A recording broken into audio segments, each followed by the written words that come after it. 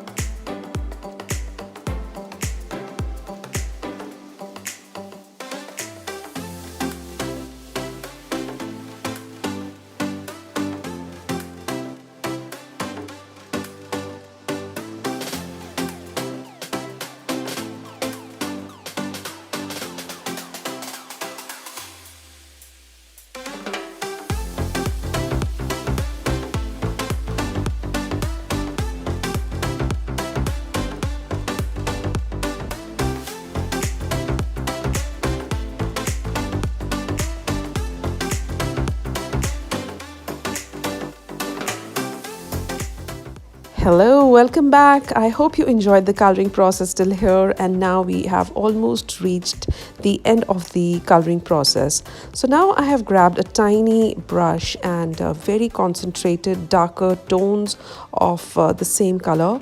To create darker hints and tones of the same shade, I usually mix violets and blues in my color, and I'm just going to add a tiny bit at the very base of the petal and then blend it with water. It's quite interesting to see how this image transforms into a really dimensional image once you start adding these darker colors at the right place. This judgment will come with practice, and I will highly encourage you to try this. But if you do not want to experiment this much, I am quite happy with how my rose looks, and you can stop here. But as always, I am going to do a bit more, and I will be adding the darker greens on the leaves as well.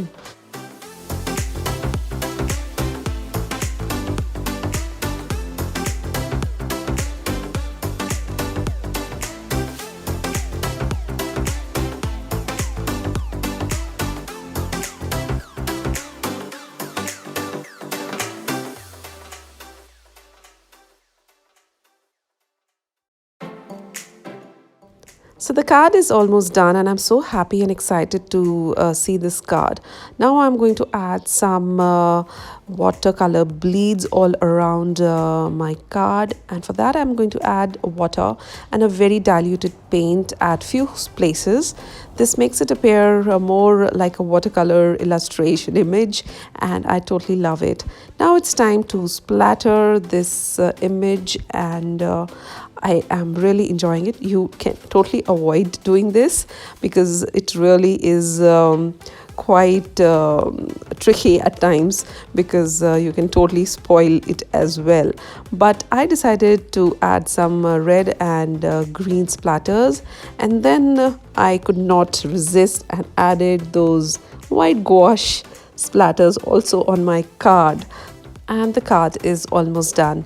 To finish this beautiful card, I stamped the sentiment from the same stamp set, and it says love you always. And I hope you enjoyed this coloring process. If you did, do not forget to like this video, leave a comment, and subscribe to my channel for many more upcoming videos. Thank you so much. Stay safe. Take care. Bye bye.